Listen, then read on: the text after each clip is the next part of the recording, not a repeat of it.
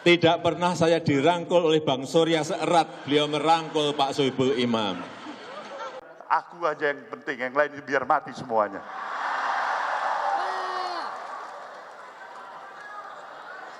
Semua penuh dengan kecurigaan. Maka kita semakin menjauhi nilai-nilai yang namanya Pancasila. Ngakunya partai yang nasionalis, partai yang Pancasilais.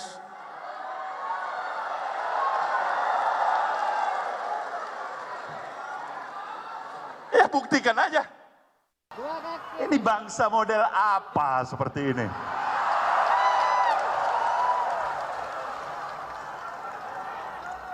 Tingkat diskursus politik yang paling picisan di negeri ini.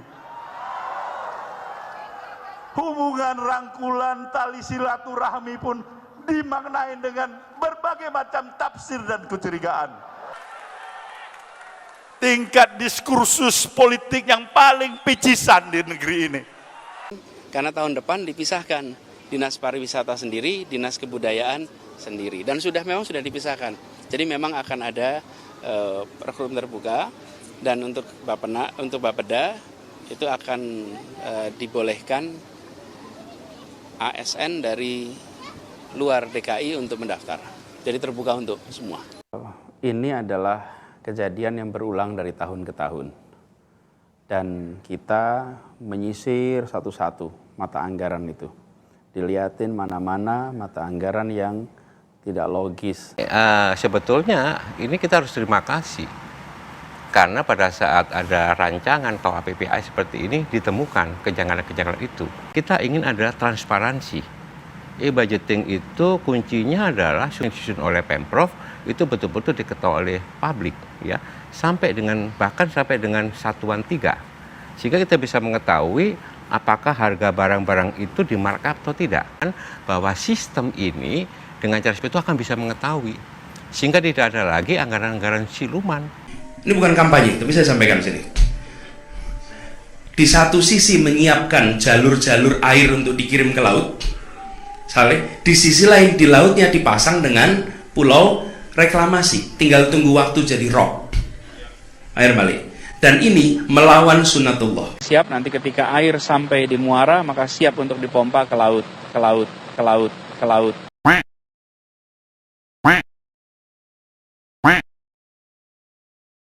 Stabilitas politik jangan sampai nanti berkembang menjadi gangguan keamanan. Kemudian kedua, anggaran, karena ini sudah menjelang akhir tahun anggaran. Kita akan sisir, saya minta nanti dirjen terkait untuk menyisir daerah-daerah mana yang anggarannya penyerapannya bagus, yang kurang, masih ada waktu untuk kita dorong. Yang penting anggarannya sudah 100 juta itu terpenuhi. Nah, cara-cara seperti ini berlangsung tiap tahun. Jadi saya cek, karena itu tiap tahun selalu muncul angka yang aneh-aneh. Misalnya, seperti tadi, kalau ada kegiatan, kalau sistemnya smart, maka dia akan melakukan verifikasi. Untuk kegiatan A, B, C, D, F, G, itu nggak logis kalau dilakukan dengan angka yang tidak proporsional. Ditemukan banyak anggaran siluman, nggak dibahas tiba-tiba muncul. Nah, makanya kita bikin e-budgeting supaya nggak bisa sembarangan muncul. Nah, ini yang ditolak. Maunya mereka kan nggak mau e-budgeting boleh masuk kalau ada tanda tangan mereka. Kalau mau pakai tanda tangan mereka, nyusupin 12,1 triliun, Anda mau ikut atau enggak? Masalah politik nggak bisa, ya selesaikan secara hukum. Ini kan masalah politik kan, kalau masalah politik nggak bisa selesai secara hukum. Dan bukti kan cukup besar. Dana siluman kan bukan cuma saya yang bilang, itu disebutin BPKP, temuan loh. Dan temuan Inspektorat Kemendagri juga temuan lagi di berapa 3 atau 5 triliun. Ada penganggaran yang tiba-tiba masuk tanpa pembahasan tahun 2014. Ini BPKP juga ketemu. Kalau BPKP ketemu lagi pasti 3 tahun berturut-turut. Duit rakyat, bukan duit bapak moyangnya si Anies. Gubernur goblok. Yang kami hormati, sebelum video ini dimulai, klik dulu tombol subscribe dan jangan lupa nyalakan loncengnya supaya kalian mendapatkan notifikasi setiap kali saya upload video. Tekan tombol subscribe itu gratis, tinggal diklik, saya tungguin. 3, 2, 1. Selamat, Anda sudah bergabung dengan channel ini dan terima kasih sudah support di channel ini. Thank you. Hai semua, dengan saya Jonas Leong. Terima kasih banyak buat kalian, penonton setia yang selalu menonton di channel ini. Saya secara personal sangat menghargai waktu kalian. Dan saya sudah menganggap kalian sebagai family karena kalian selalu support di channel ini. Bagi kalian yang selalu menuliskan opini kalian di kolom komen, saya baca komen kalian satu persatu.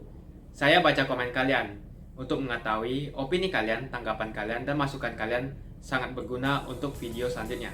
Terima kasih banyak buat kalian yang selalu menekan tombol like di awal video. Video seperti ini membutuhkan waktu dan juga research. Dan ini semua gratis untuk kalian. Jadi pastikan kalian menekan tombol like-nya, supaya saya mengetahui kalian menyukai konten yang saya bagikan. Bagi kalian yang berminat dengan investasi 12%, akan tekan link di kolom deskripsi. Thank you. Sehabis pertemuan beliau dengan Pak Sohibul Iman di PKS,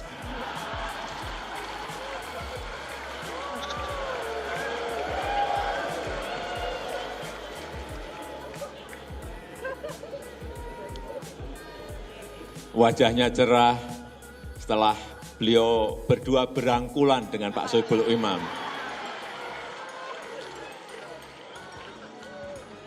Saya tidak tahu maknanya apa, tetapi rangkulannya tidak seperti biasanya, Tidak pernah saya dirangkul oleh Bang Surya seerat beliau merangkul Pak Sohibul Imam.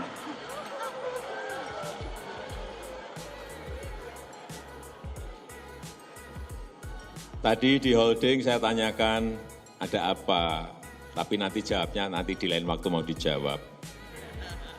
Ya saya boleh bertanya dong, karena beliau masih di koalisi pemerintah. Kita mau maju, tapi kita melangkah ke belakang. Kita bilang mari kita bermusyawarah, bergotong royong. Tapi kita hanya bilang, aku aja yang penting, yang lain biar mati semuanya.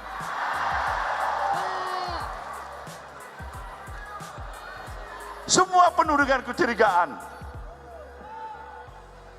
Maka kita semakin menjauhi nilai-nilai yang namanya Pancasila.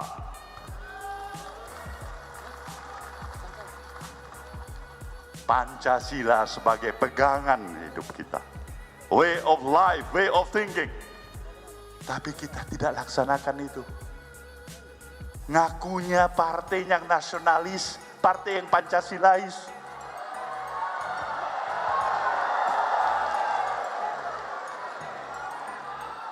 Ya buktikan aja. Kawan mengundang kecurigaan. Ini bangsa model apa seperti ini?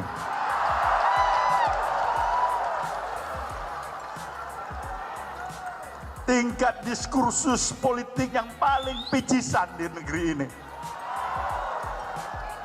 Hubungan rangkulan tali silaturahmi pun dimaknai dengan berbagai macam tafsir dan kecurigaan. Sementara kita menganut sebuah sistem nilai demokrasi yang begitu liberal, tapi dalam prakteknya kita begitu ortodok konservatif. Tingkat diskursus politik yang paling picisan di negeri ini. Hubungan rangkulan tali silaturahmi pun dimaknai dengan berbagai macam tafsir. Di kota inilah simpul persatuan Indonesia ditalikan untuk pertama kalinya. Di kota Jakarta inilah yang pada masa itu belum disebut sebagai kota Jakarta, disebut sebagai negeri Jakarta. Karena kita belum memiliki satu bangsa, satu tanah air seperti yang dikatakan di dalam kongres pada saat itu. Hari ini kita merasakan efek dari kongres itu. Persatuan hadir di kita. Dan pemersatunya adalah bahasa. Di Indonesia ada ratusan bahasa, ada ratusan suku bangsa. Tetapi kita mampu bersepakat satu bahasa bersama, yaitu bahasa Indonesia. Persatuan ini harus dirawat. Persatuan ini harus dijaga. Kita menyadari bangsa kita amat beragam. Bangsa kita amat bineka. Tapi sesungguhnya yang unik dari Indonesia bukan beragamnya saja. Bukan uniknya saja. Hebatnya Indonesia dibanding tempat lain, ada bangsa yang beragam, ada bangsa yang bineka, tapi berbeda dengan Indonesia. Ada keberagaman, tapi ada persatuan Indonesia. Itu yang unik dari Indonesia. Karena itu saya percaya Partai Nasdem yang hari ini berkongres untuk yang kedua kalinya akan menjadi motor penjaga persatuan Indonesia. Bang Surya Paloh beberapa waktu ini memberikan contoh, kita berada dalam demokrasi, dan dalam demokrasi ada perbedaan, ada pandangan yang amat berbeda. Saya ingat di dalam deklarasi waktu itu ketika kami bacakan, Bang Surya, saya boleh ambil kutipan ya, ketika tahun 2010, kalimatnya sangat relevan. Gerakan Nasional Demokrat mencita-citakan demokrasi yang matang, yang menjadi tempat persandingan keberagaman dengan kesatuan, dinamika dengan ketertiban, kompetisi dengan persamaan, kebebasan dengan kesejahteraan, keseimbangan seperti itulah yang harus diteruskan di Indonesia. Kalimat ini dibacakan waktu itu dan diperjuangkan. Karena itu harapan kita di Jakarta, harapan kita dengan kongres di Jakarta, semangat itu terjaga. Kami di Jakarta menyadari persis, di sini tidak ada kota lain di Indonesia yang memiliki penduduk seberagam Indonesia, seberagam Jakarta. Tidak ada kota lain, di tempat ini semuanya ada. Karena itu Gubernur DKI Jakarta adalah gubernur bagi setiap penduduk di Jakarta, apapun latar belakangnya, apapun asalnya. Dan tugas kami adalah memastikan ada keadilan.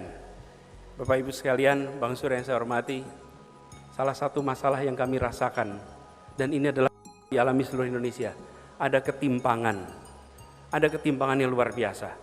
Sementara pada saat Republik didirikan di kota ini, janji Republik itu adalah memajukan kesejahteraan umum, mencerdaskan kehidupan bangsa, dan tujuannya tercapai keadilan sosial bagi seluruh rakyat Indonesia. Partai Nasdem harus bisa menjadi yang menjaga cita-cita menghadirkan keadilan sosial bagi seluruh rakyat Indonesia. Karena kita menyadari, saya menyadari persis di Jakarta, hampir tidak mungkin membangun persatuan dalam ketimpangan. Membangun persatuan harus dalam kesetaraan. Membangun persatuan harus dalam rasa keadilan. Dan itulah yang kita coba dorong. Karena itu saya percaya kongres kedua yang diselenggarakan di kota tempat simpul persatuan dimulai, di kota janji kemerdekaan, insya Allah kongres kedua ini akan membawa semangat restitusi, semangat pendiri bangsa yang akan membawa Indonesia lebih baik, dan Nasdem lebih memberikan kontribusi manfaat bagi seluruh rakyat di Jakarta dan di Indonesia. Izinkan saya mengakhiri dengan mengucapkan selamat kongres kedua, selamat berkarya, dan semoga kongres ini menjadi salah satu catatan bersejarah bukan hanya bagi Partai Nasdem, tapi bagi perkembangan demokrasi di Indonesia. Ini jadi contoh, saya hormat kepada Pak Mahendra dan beliau bisa dijadikan sebagai contoh.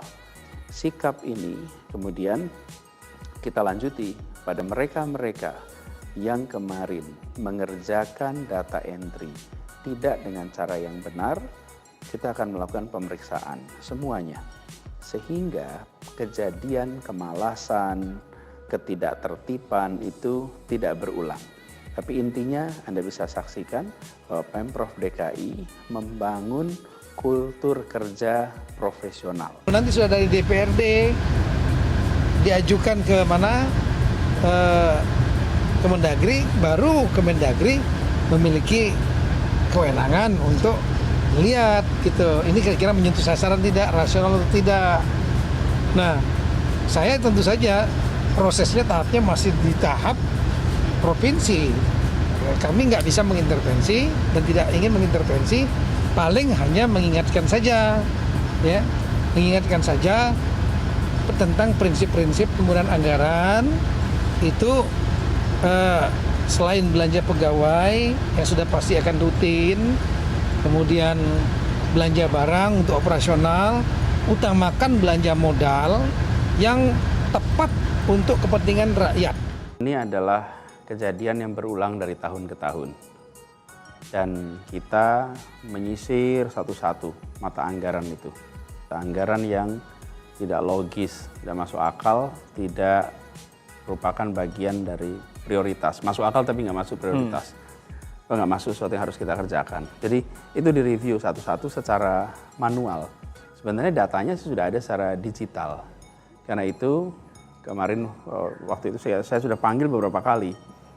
Jauh sebelum ketika screen capture beredar dan lain-lain.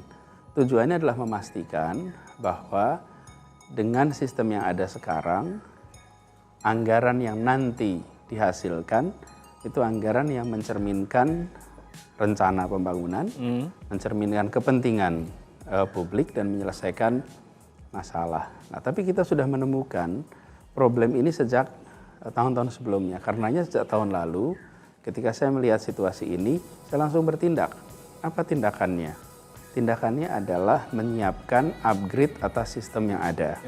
Sistem yang ada sekarang ini adalah sistem digital, e-budgeting, yang secara prinsip sudah digital, tetapi proses verifikasinya itu masih harus dilakukan secara manual. Karena itu kalau kita mendengar cerita di review satu-satu, itu artinya sistemnya sendiri tidak melakukan pengecekan verifikasi. Saya beri contoh, IKI bond tadi yang diramaikan itu, 82 miliar. Itu kalau kita terima input data, nilainya tidak masuk akal, sistemnya harus memberikan flag, harus memberikan tanda, ini ada sesuatu ini, harus diverifikasi. Memang betul mau beli IKI bond. Tahun 2016 dalam penyusunan untuk anggaran 2017, itu ada pembelian penghapus papan tulis, nilainya 53 miliar. Setiap anak dapat penghapus papan tulis, setiap bulan selama 12 bulan. Itu anggaran 2017, artinya dibahasnya tahun 2016.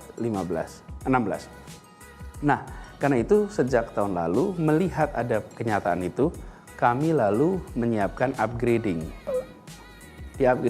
Jadi intinya adalah membuat sistem yang lebih bisa melakukan verifikasi, bisa mengerjakan hal yang kemarin masih banyak loophole-nya. Oke, itu kan digital. Menggunakan MS kita mengetik naskah. Lalu ketika mau mengecek jumlah kata di dalam naskahnya, kita menghitingnya secara manual, bukan corrections. Nah, jadi yang sekarang kita lakukan, ketemu ada masalah, lalu kita siapkan sistemnya, insya Allah akan mulai dipakai bulan Januari, karena itulah kenapa sudah siap. Kalau saya baru mulai sekarang, pasti tahun 2021 baru bisa dipakai. Persis sekali. Persis, betul sekali. Jadi, di dalam setiap organisasi, ada yang rajin, ada yang kurang rajin, ada yang tidak rajin. Ada yang jujur, ada yang kurang jujur, ada yang tidak jujur. Itu adalah fenomena manusia. Karena itu ketika membuat sistem, dengan asumsi semua orang jujur. Justru harus membuat sistem dengan asumsi banyak orang tidak jujur. Banyak orang malas.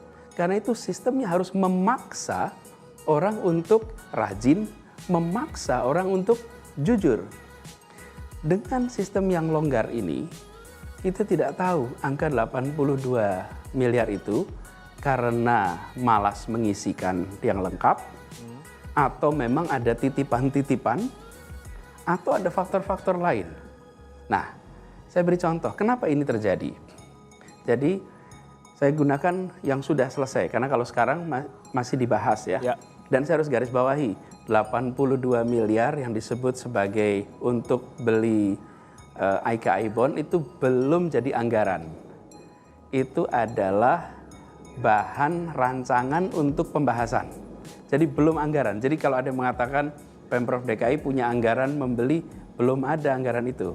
Nah, nanti anggaran akan selesai akhir November. Sekarang saya beri contoh tahun sebelumnya, sehingga kita bisa tahu apa yang sesungguhnya terjadi.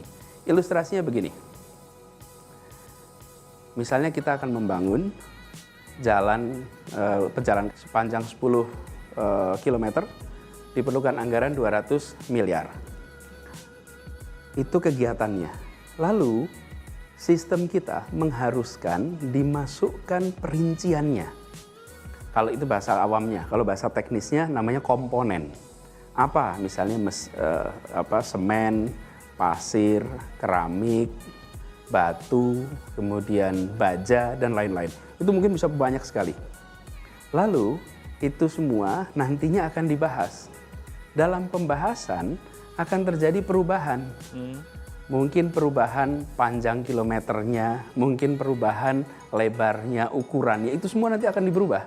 Karena ketika mereka menyusun ini sekitar bulan Februari, Maret, untuk Januari tahun depan. Untuk tahun depan.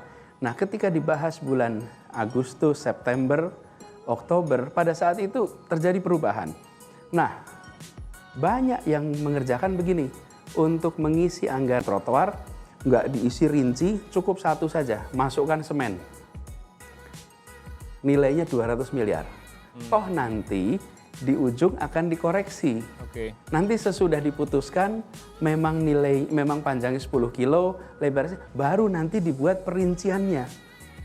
Itu yang nanti final. Yang ini sekarang yang penting masuk angkanya sesuai dengan kesepakatan. KUHPPS itu 200 miliar itu dimasukkan di situ. Nah, ketika orang hanya memasukkan satu buah, biasanya terjadi karena orang malas aja ngisi lengkap. Nah, ini yang malas-malas begini nih, yang harus diberikan teguran. Anggaran. Nah, kalau sistem yang baik, begitu dia akan bisa menolak dengan mengatakan tidak mungkin membangun trotoar hanya dengan satu komponen. Ditolak, Anda harus lengkapi. Akhirnya disisir secara manual. Ketika disisir manual itulah kemudian muncul tuh apa yang ketahuan, apa yang tidak. Gitu. Kalau terkait dengan pejabat, merasa bahwa situasi yang sekarang terjadi, masalah-masalah yang dihadapi di Bapeda adalah bagian dari tanggung jawabnya. Karena itu beliau memilih untuk orang lain yang bisa mengerjakan. Dan beliau memilih untuk mengundurkan diri. Ini adalah sebuah sikap kesatria, sikap terhormat, mengambil tanggung jawab, meskipun sebetulnya pengisian itu sendiri dilakukan oleh begitu banyak orang. Satunya tidak ada hubungannya sama sekali dengan urusan APBD, tidak ada sama sekali hubungannya dengan urusan ini, dan yang bersangkutan memang belum melaporkan apa-apa, baru menyerahkan surat pengunduran diri. Jadi kembali kepada soal anggaran ini, ada unsur manusianya, karena itulah orang harus rajin, dipaksa oleh sistem harus rajin. Karena itulah sistemnya akan di-upgrade. Bukan kembali ke manual, justru menjadi digital yang smart. Luncurkan akhir 2019 untuk dipakai Januari. Karena itulah kita sudah buat sejak 2018. Saya mulai bertugas, Mas, akhir 2017. Di tahun 2018 kita menyaksikan ini semua. Dan saya mendengar bertahun-tahun dilakukan penyisiran secara manual. Reaksi saya adalah kenapa sistem yang digital harus dilakukan koreksi secara manual lagi. Tidak boleh sistem seperti itu. Dan ketika kita lihat di dalamnya banyak masalah. Oke, kalau gitu kita lakukan upgrade. Dan selama kami melakukan proses ini, tidak pernah sedikit pun kami menyampaikan kepada publik untuk memancing percekcokan, untuk memancing perselisihan. Ini semua dikerjakan sebagai proses profesional, internal, pengupgrade software, aplikasi. Ketika kemudian beberapa hari kemarin, capture memberikan kesan kita tidak menjalankan pekerjaan dengan baik, maka dengan amat terpaksa saya harus menyampaikan bahwa inilah yang terjadi setiap tahun, bertahun-tahun di DKI Jakarta. Dan itu kami sudah tahu sejak kemarin, sejak tahun lalu. Lalu ketika kami tahu nggak diam, lalu siapkan upgrade-nya. Kalau tidak disiapkan dari tahun lalu, tidak mungkin hari ini kita sudah siap untuk dilaksanakan Januari. Karena bangun aplikasi yang digunakan ribuan orang itu perlu waktu. Yang ini dijadikan sebagai komoditas untuk politik, akhirnya menjadi malah ramai. Bicarakan dengan Pemprov, tanyakan ada apa ini. Dengan mudah diberikan penjelasan. Jadi itu sesuatu sangat mudah sekali, diberikan penjelasan, ditunjukkan. Inilah yang selama ini terjadi. Karena itu saya selalu mengatakan, kalau kita ketemu situasi masalah, atau seseorang kemudian berbicara, Ya, pilihan berbicara itu untuk apa? Satu, menyelesaikan masalah. Yang kedua, bisa juga untuk memperumit masalah. Tapi bisa juga untuk aktualisasi diri. Publik lah yang akan menilai. Saya sudah menemukan masalah ini sejak tahun lalu. Ketika saya menemukan, saya tidak kemudian berpanggung. Lalu menyalahkan anak buah saya, menyalahkan yang sebelum, sama sekali tidak. Yang saya lakukan langsung, saya panggil semuanya, kita perbaiki, kita upgrade. Tidak sedikit pun pernah saya menyampaikan kepada publik tentang problem yang ada pada sistem e-anggaran ini, e-budgeting ini. Sekarang saya terpaksa harus jelaskan.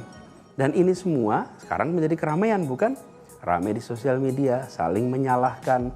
Ini terjadi ketika kita tidak mengelola informasi dengan matang.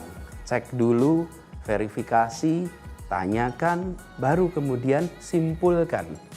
Tapi ketika ada informasi tidak lengkap, lalu disimpulkan dan diramaikan, inilah yang terjadi. Jadi ini situasi yang tadi saya sampaikan terpaksa kita harus jelaskan. Tapi yakinlah bahwa tidak ada nantinya anggaran belanja untuk beli AIK bond. Ada anggaran tertulis 53 miliar untuk beli penghapus.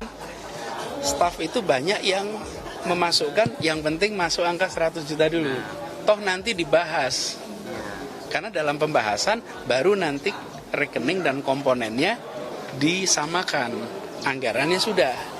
Nah, itu semua dokumen itu ada, kemudian harus dicek secara manual kan? Apakah diisinya itu tepat, misalnya panggungnya, mic-nya. Nah, karena terlalu detail di level itu, banyak yang kemudian ada beberapa yang mengerjakan dengan teledor. Teledor itu ya pokoknya asal ada dulu. Toh nanti diverifikasi, nanti dibahas. Di ujung nggak akan begitu. Tapi yang penting anggarannya sudah 100 juta itu terpenuhi. Nah, cara-cara seperti ini berlangsung tiap tahun. Jadi saya cek, karena itu tiap tahun selalu muncul angka yang aneh-aneh.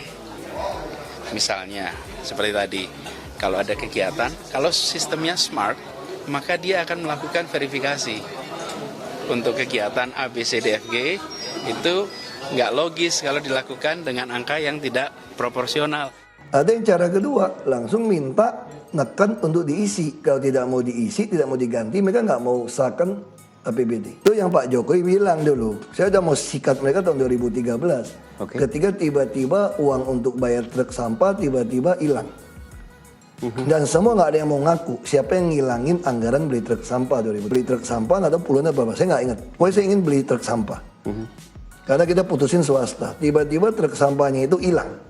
Dan semua ngotot, DPRD semua ngotot, memang dari SKPD nggak usul. SKPD pun nggak mau jawab. Ya udah. Akhirnya saya bilang udah masih buat e-budgeting di tes 2014, nggak mau masukin e-budgeting. Kita menganggarkan duit beli truk sampah. Tiba-tiba sampai ke Mendagri balik, nggak ada duit itu. Siapa yang ngetik, siapa yang nggak ngetik. Makanya 2014 ulang, isi lagi. Begitu isi duit lagi, mau e-budgeting, nggak mau, nolak, oke. Tungguin, awas ya kalau ngilang ya. Udah. Dapat duitnya. Begitu kita pesan truk, begitu APBD perubahan 2014, hilang setengah. Truk udah pesen. Itu ada e-katalog. Makanya saya bilang ini namanya permainan siluman-silumanan. Kita lacak. Saya tahu Bapak Jokowi, ini harus dihajar ini Pak. Udah kurang ngajar ini. Bapak Jokowi bilang, sabar dulu, tunggu saya nyebrang ke kantor sebelah. Sana. Karena Kapolri, Kajagung, Mensesnek, Mendagri bukan orang kita. Permainan bukan nggak yakin, kan permainan besar ini. Ini kan seperti kata Pak Ketua yang lama kan, ini kan udah puluhan tahun dilakukan, cuma sekarang bermasalah. Itu kalimatnya itu, kok ini udah bertahun-tahun aman-aman aja, kenapa sekarang? Berarti yang nggak beres si gubernur si Ahok nih. Nggak bisa komunikasi nih, terlalu kasar loh. Bukan nggak bisa komunikasi, nggak bisa konspirasi. Presiden kok. Sekarang Pak, kita terusin nggak nih Pak? Untuk transformasi Indonesia ini, anggaran. Beliau tanya, ya harus terus dong. Tapi risikonya apa? Risiko saya dipecat dan dipidana Pak. Beliau tanya, Bisa nggak saya tidak mau keluarkan surat tidak mecat Anda? Saya bilang tidak bisa. Kalau MA memutuskan saya salah, Bapak Presiden harus mengeluarkan surat memecat saya. Pertanyaan bukan itu, Pak. Pertanyaan adalah, kita masih sama nggak? Serius nggak nih? Untuk bongkar siluman-siluman APBD. Beliau masih sama. Kalau gitu, kalau cuma saya yang dipecat, terlalu murah buat Republik ini. Terlalu murah. Saya harus mati pun terlalu murah kalau cuma saya mati supaya untuk mentransformasi seluruh APBD. Terlalu murah. Uang sebagainya. Saya tahu persis bagaimana mereka masukin. Saya panggil, inspektorat udah panggil. Ya. Nah, saya anak-anak di bawah ini mulai sadar nih, gubernurnya betul-betul mau fight ini. Mereka mulai bocorin. Mereka mulai lapor ke kita. Jadi Pak, dulu itu sebenarnya Bapak itu ditipu kira-kira gitu loh. Oknum DPRD masukin, dia ketik. Main ini BPKAD. Staf yang ketikin. Kita pecat dia, pensiunin, lalu pindah ke Bapeda. Di situ anak buah yang mau masukin.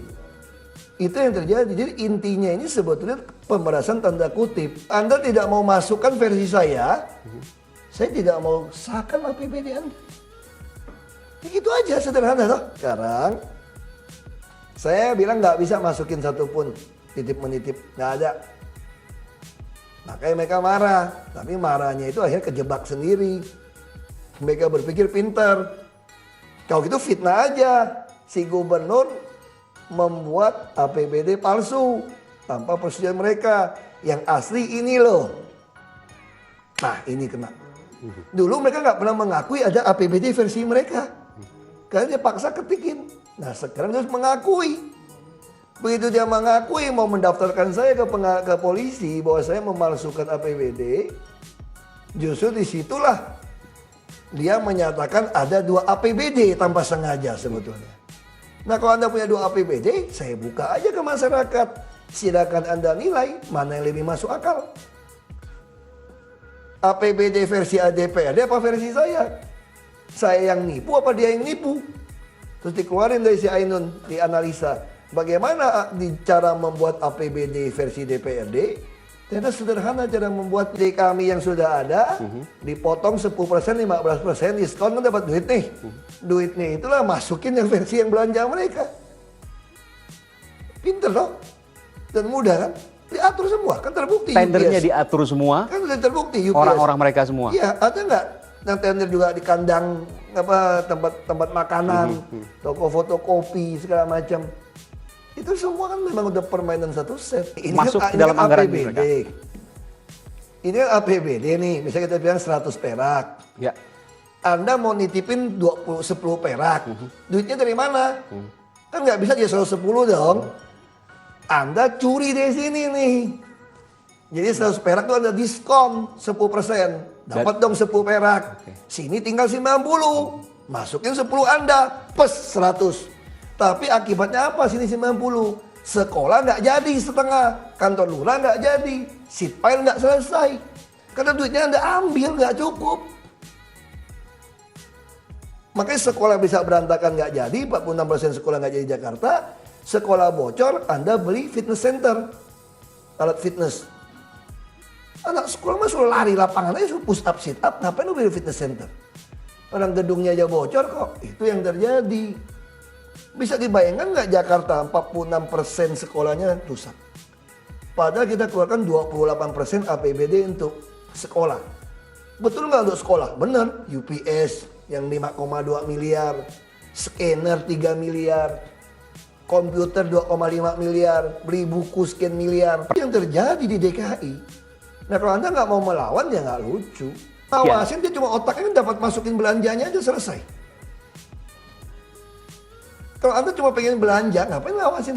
Selama Anda terima belanja saya, kita damai-damai saja. Justru sekarang saya berhasil. Saya mau bikin DPRD ini ngamuk nih. Supaya dia nggak kebagian rezeki. Lalu dia marah besar. Semua pengeluaran uang yang ada di Pemprov DKI diplototin semua sekarang. Dikritik habis. Sip, lu jadi auditor gua sesuai fungsi lu digaji. Terus siapa yang diawasin? Kerja anak buah gua yang gitu 72.000.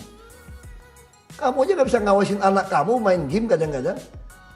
Kalau Anda pulang, 72.000 pegawai, honorer 30.000. Siapa yang ngawasin? Makanya ada DPRD, ada auditor. Nah sekarang bagus nih, yang 72.000 ini dipelototin semua nih. Nah lu kalau mau main, gue bilang LSM awasin semua deh. Kenapa saya berani?